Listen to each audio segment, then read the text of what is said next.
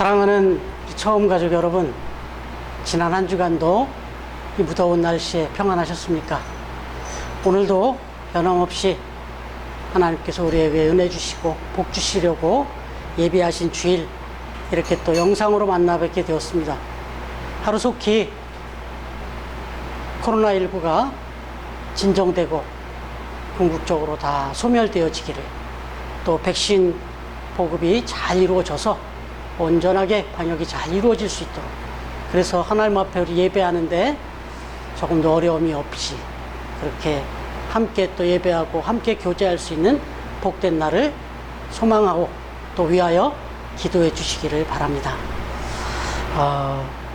오늘 말씀을 준비하면서 미생지신이라는 말을 접하게 되었습니다.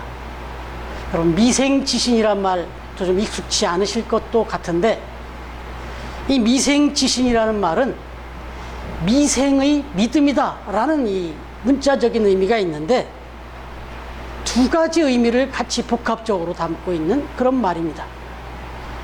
약속을 굳게 지킴을 비유할 때 가리키는 사자성어이기도 하면서, 또 역으로는 너무 고지식해서 융통성이 없음을 비유할 때도 사용하는 그런 사자성어라, 이렇게 알려져 있습니다. 여러분, 이 사자성어의 배경은 이렇습니다. 중국의 춘추 전국 시대 때 노나라라는 곳에 미생이라는 젊은이가 있었는데, 이 미생이라는 친구는 그야말로 어떤 일이 있더라도 정말 절대로 약속을 어기는 법이 없는 그런 사나이였다라고 전해집니다. 그런데 어느 날 이 미생이라는 이 젊은이가 사랑하는 여인과 시간과 장소를 정하고 만나기로 약속을 했다는 것입니다.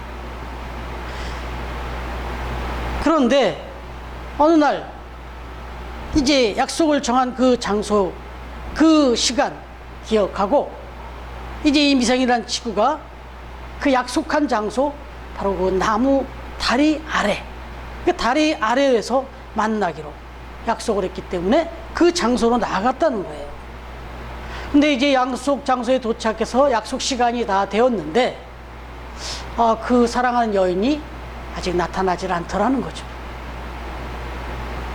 그래서 이제 이 미생은 계속 그곳에서 기다렸다는 거예요. 그런데 그 기다리기를 얼마나 했을까?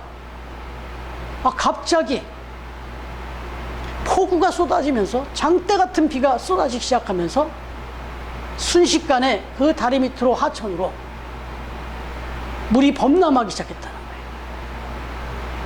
그럼에도 불구하고 이 미생이라는 이 젊은이는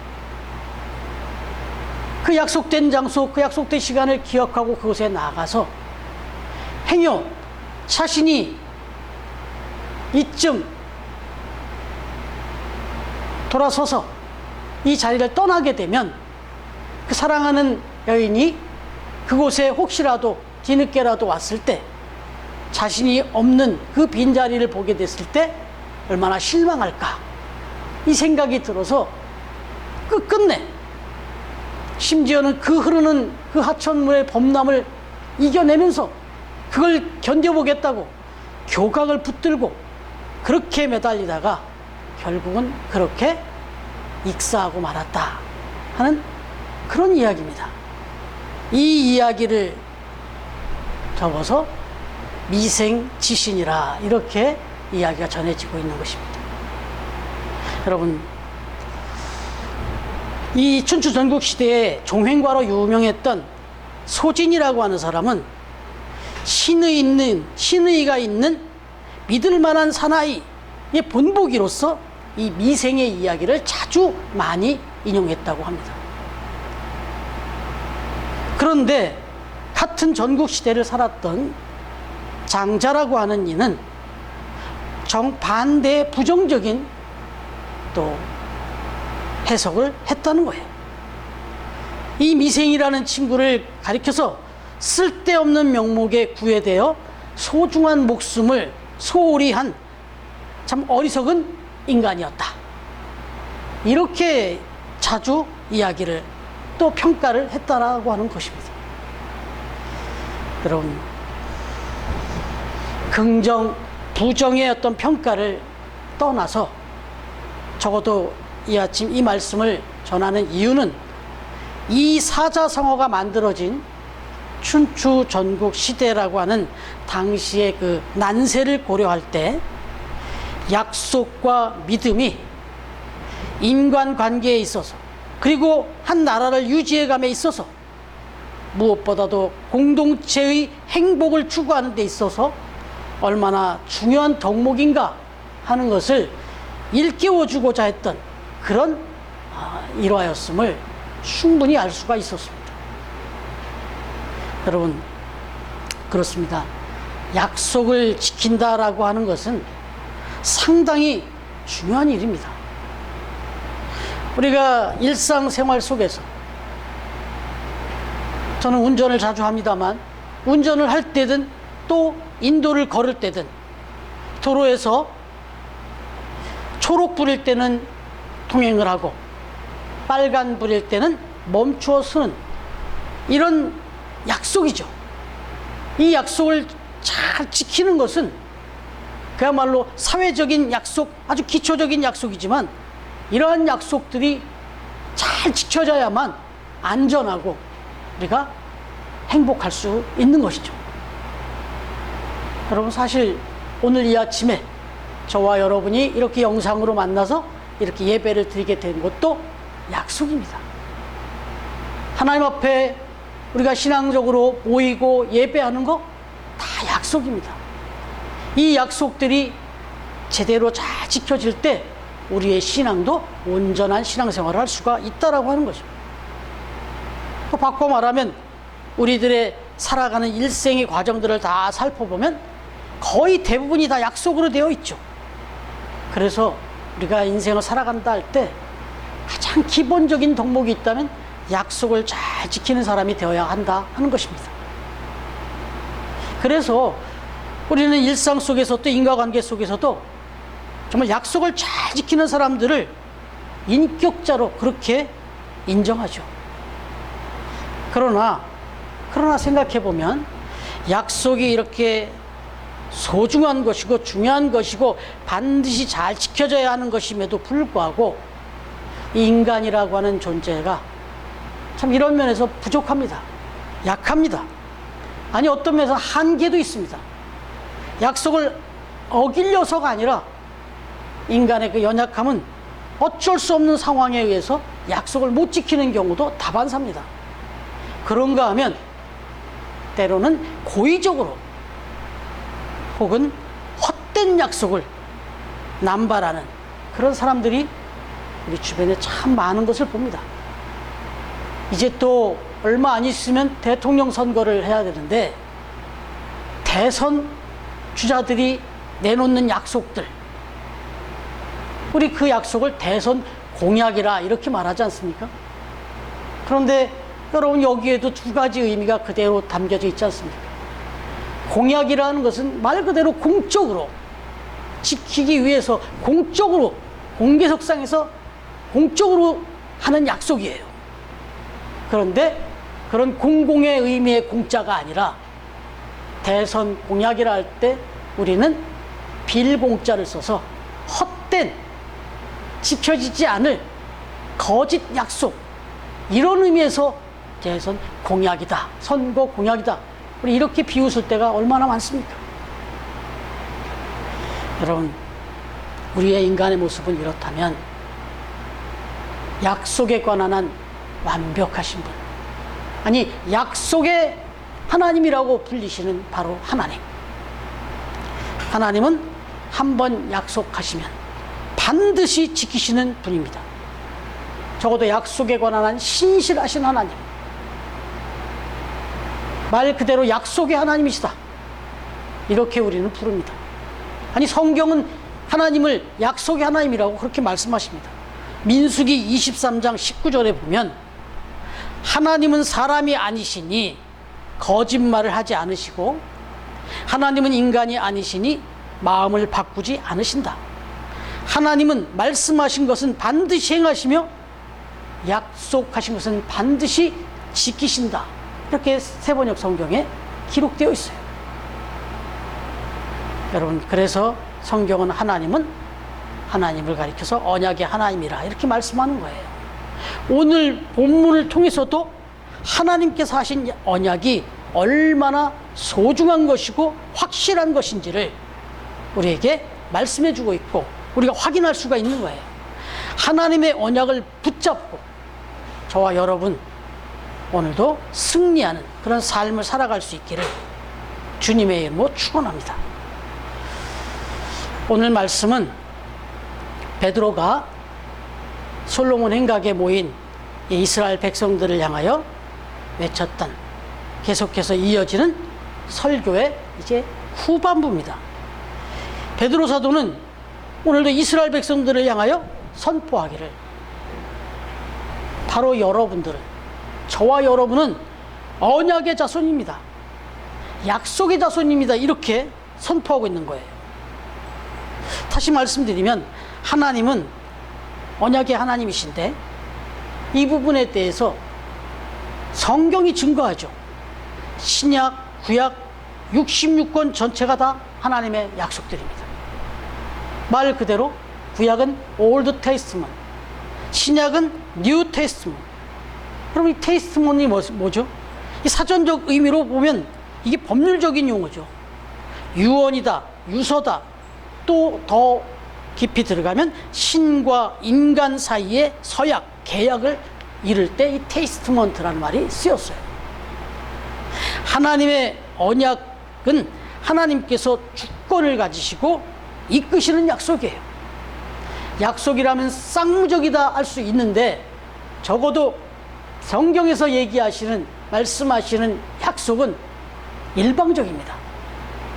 하나님께서 인간을 향하여 선포해 주시는 약속입니다. 아브라함의 경우를 보셔도 하나님께서 먼저 아브라함을 선택했지 아브라함이 하나님을 선택한 것이 아니잖아요. 이 쌍방적인 것이 아니라 일방적이에요. 그런데 이거는 너무 불공평하다가 아니라 너무 완벽한 겁니다. 생각해 보시면 부모가 자녀를 양육할 때 자녀에게 필요한 것, 뭐 이왕이면 어떻게든지 좋은 것들로 준비해서 주고자 할 때 이건 일방적이지 않습니까? 어떤 부모가 자녀에게 좋은 것을 준비해 가면서 그걸 일일이 하나하나 물으면서 약속합니까? 정말 좋은 것일수록, 그리고 어린 자녀일수록 정말 일방적으로, 정말 심사숙고하고 또 고민해서 가장 좋은 것으로 그렇게 준비하고 그렇게 약속하고 그렇게 인도하시죠. 여러분,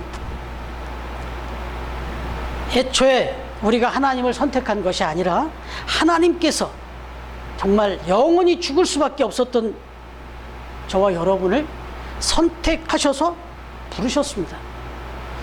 하나님은 우리를 강권적으로 구원해 주시는 그런 분이시다라고 말씀합니다. 그리고 그 구원의 방법으로 보내주신 분이 바로 예수 그리스도라는 말씀이죠. 여러분, 우리는 하나님이 약속하신 바, 오늘도 말씀에서 계속 얘기하지만 선지자를 통해서 또 모세를 통해서 우리에게 계속해서 말씀하여 주신 바, 약속해 주신 그분을 우리에게 보내주신다. 그리고 그분을 약속대로 보내주셨고 이제 우리가 해야 될 일은 그 약속을 받아들이기만 하면 된다라는 거예요. 그래서 요한복음 1장 12절에 보니까 영접하는 자, 곧 그 이름을 믿는 자들에게는 하나님의 자녀가 되는 권세를 주셨으니 이렇게 말씀하고 있어요. 그렇습니다. 이 짧은 한마디 속에 약속과 성취가 다 들어있어요. 오로지 하나님께서 약속하시고 하나님이 성취하셨습니다. 그분을 통하여 우리를 하나님의 자녀로 삼아주시겠다는 약속과 그분을 영접한 우리들은 하나님의 자녀, 즉 약속의 자녀가 되었다, 성취해 주셨다라는 말씀, 그분 바로 예수 그리스도입니다. 문제는 우리들이 이 약속과 성취를, 즉 이 큰 권세와 특권을 얻었음에도 불구하고 이것을 잊어버리고 너무 자주 잊고, 아니 때로는 오늘 본문의 이스라엘 백성들처럼 그분이 예수님인지를 모르고 그 예수님의 그 가치를 모르고 그렇게 그냥 문자적으로 우리는 언약의 자손이네 하고 그렇게 살아갔던 이스라엘 백성들처럼 어리석은 그런 삶을 사는 경우가 너무 많다라고 하는 것입니다. 중요한 것은 예수 그리스도, 하나님께서 우리에게 약속하시고 보내주신 그 구원의 방법으로서의 이 예수 그리스도가 얼마나 소중하고, 그리고 이분이 이루어내신 이 구원의 역사, 그래서 저와 여러분이 하나님의 자녀가 되었다라고 하는, 저 하늘나라 시민권을 얻게 되었다라고 하는 것이 얼마나 소중하고 얼마나 정말 대단한 것인지, 이 가치를 우리가 알아야 된다는 겁니다. 이 가치를 너무 잊고 모르고 살기 때문에 안타깝다는 거예요.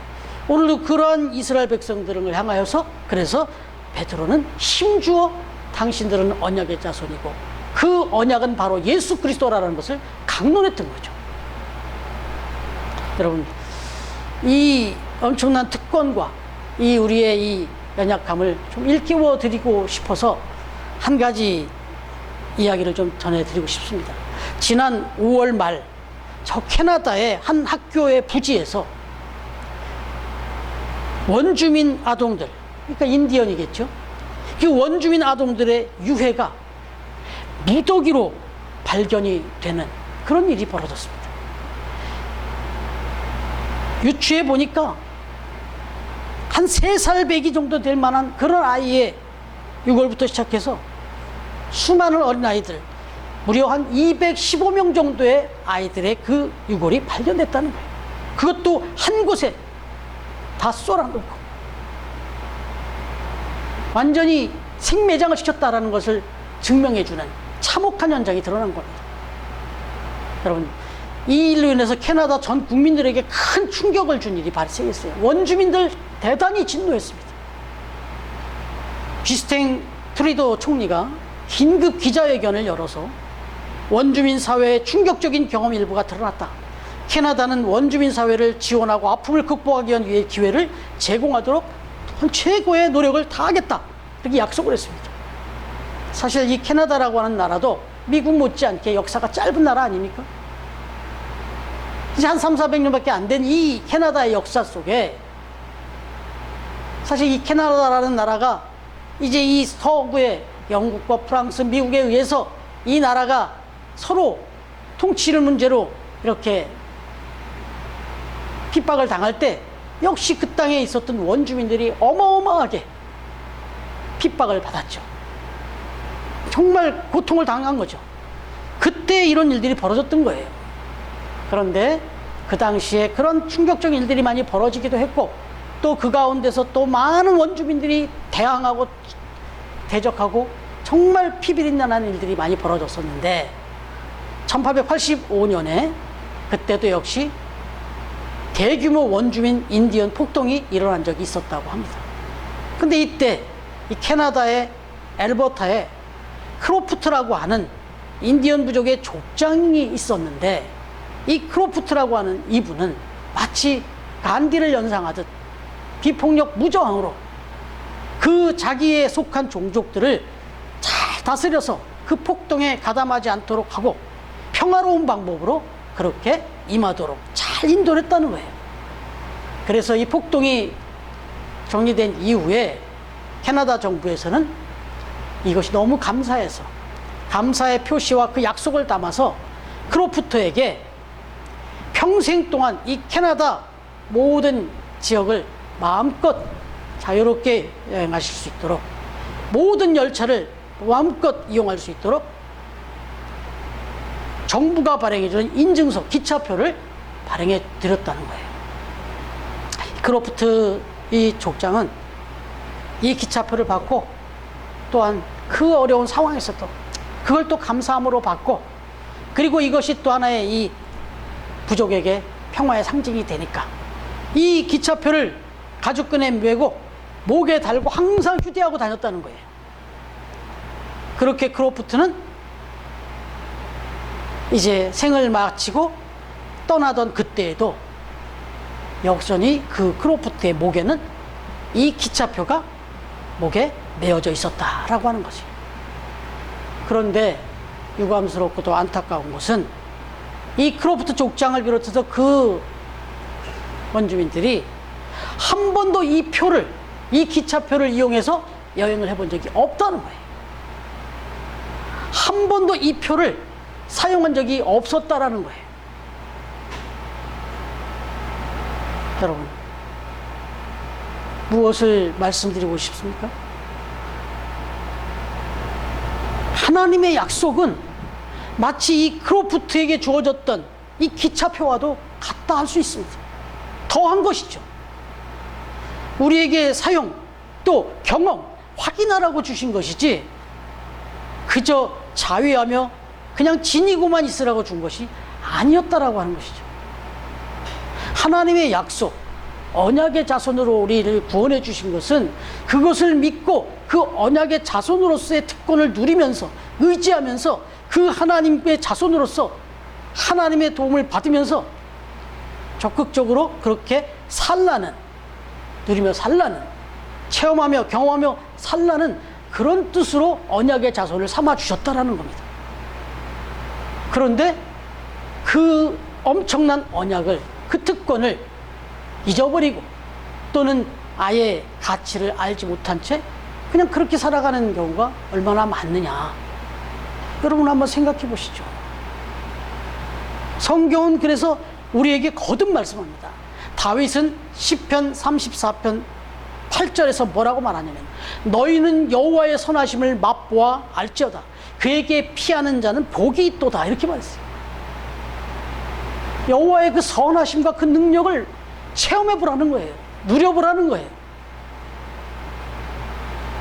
그 하나님 앞에 모든 것을 의뢰하고 그분에게 모든 삶을 의뢰하며 그분에게로 나아가는 자는 복이 있다. 이렇게 말한 거예요. 이사야서 41장 10절에서는 하나님이 직접 말씀하십니다. 두려워 말라. 내가 너와 함께 함이니라. 놀라지 말라. 나는 네 하나님이 됨이니라. 내가 너를 굳세게 하리라. 참으로 너를 도와주리라. 참으로 나의 의로운 오른손은 너를 붙들리라. 이렇게 말씀하시잖아요. 여러분, 정말 두려워하지 말고 의지하라는 거예요. 왜? 너희는 내가 택한 바 언약의 자손이다. 내가 약속한 자손이다. 그리고 내가 그 약속을 이루어서 예수 그리스도를 보내서 너희를 구원했다. 그러니 너희는 나의 자손이다. 그러니 이 믿음을 갖고 당대히 살라 말씀하신 거예요. 예수님은 어떻게 말씀하셨습니까? 마태복음 11장 28절에 보니까 수고하고 무거운 짐진 자들아 다 내게로 오라. 내가 너희를 쉬게 하리라. 이건 예수님이 하신 말씀이에요. 수고하고 무거운 짐진 자들 다 내게 오라는 거예요. 약속입니다. 어떻게? 내가 너희를 위로하고 내가 너희를 쉬게 해주겠다. 여러분, 수고하고 무거운 짐이 있을 때, 두렵고 또 놀람이 있을 때 정말 하나님을 찾고 예수님을 의지하면서 여러분의 그 인생의 문제들, 여러 삶의 문제들, 이 인생 가운데 찾아오는 여러 가지 병사들을 능히 이겨내면서 그렇게 사시라는 거예요. 사도 바울은 이렇게 권면합니다. 빌립보서 4장 6절에서 7절. 아무것도 염려하지 말고 다만 모든 일에 기도와 간구로 너희 구할 것을 감사함으로 아뢰라. 하나님께 아뢰라. 그리하면 모든 지각에 뛰어나신 하나님의 평강이 그리스도 예수 안에서 너희의 마음과 생각을 지켜주실 것이다. 아멘 아니십니까? 여러분, 오늘 본문에 나오는 이스라엘 사람들이야말로 말 그대로 평생 기차표를 소유하고 있었던 사람, 그런 사람들이었다라고 할 수 있어요. 이스라엘 백성들은 어떤 면에서 훨씬 더 귀한 저 하나님의 나라 천국까지 인도할 기차표와도 같은 구원의 참보배이신 예수님을 자신의 당대에 소유하고 있었으면서도 그 가치를 모르고 거절했던, 거부했던, 아니 십자가에 못 박았던 그런 사람들이었다라고 하는 거예요. 25절 말씀, 오늘 본문을 보면 너희는 선지자들의 자손이요 또 하나님이 너희 조상과 더불어 세우신 언약의 자손이라. 아브라함에게 이르시기를 땅 위의 모든 족속이 너희의 씨로 말미암아 복을 받으리라 하셨으니. 그래서 여러분, 그렇습니다. 하나님이 우리를 구원하시고 예수 그리스도까지 보내셔서 우리에게 당신의 자손을 삼으신 이유는 복 주시기 위한 거예요. 그런데 여러분, 그 복이 뭘까요? 그 복이 뭘까요? 어떤 복을 주시겠다는 걸까요? 여러분, 이 땅에 살아가는 동안에 우리에게 필요한 물질과 건강, 모든 것도 당연히 복으로 우리가 여길 수 있습니다. 그러나 적어도 여기서 말씀하시는 복은 23절에서도 말씀한 대로 멸망을 받지 않게 해주시겠다는, 사망 권세를 끊어주시겠다는 거예요. 여러분, 이 땅에서 우리가 누리고 물질과 건강과 여러 가지 복을 누린다고 한다 하더라도 얼마나 다 허망하게 떠납니까? 얼마나 그 시간이 정말 구름처럼 바람처럼 지나갑니까? 그런데 그 끝에 사망 권세가 기다리고 있는데 하나님께서는 바로 저와 여러분 앞에 이 사망의 권세를 다 해결하시고 이제는 사망의 자손이 아니라 하나님의 자손으로서 저 영원한 하나님의 나라에 들어와서 영원토록 살 수 있도록 그런 하나님의 자손으로서 하나님의 백성으로서의 그 약속을 수도 없이 하셨고 이미 그 약속을 예수 그리스도를 통해서 이루어 주셔서 이제 우리가 그렇게 그 언약의 자손이 되었다라고 하는 것, 이걸 말씀해 주고 있는 겁니다. 여러분, 갈라디아서 3장 16절에 보니까 이 약속들은 아브라함과 그 자손에게 말씀하신 것인데 여럿을 가리켜 그 자손들이라 하지 아니하시고 오직 한 사람을 가리켜 네 자손이라 하셨으니 곧 그리스도라 분명하게 말씀하고 있습니다. 그렇습니다. 아브라함의 자손은 예수 그리스도를 의미하는 것이죠. 예수 그리스도는 약속하신 아브라함의 씨, 메시아로 이 세상에 오신 것입니다.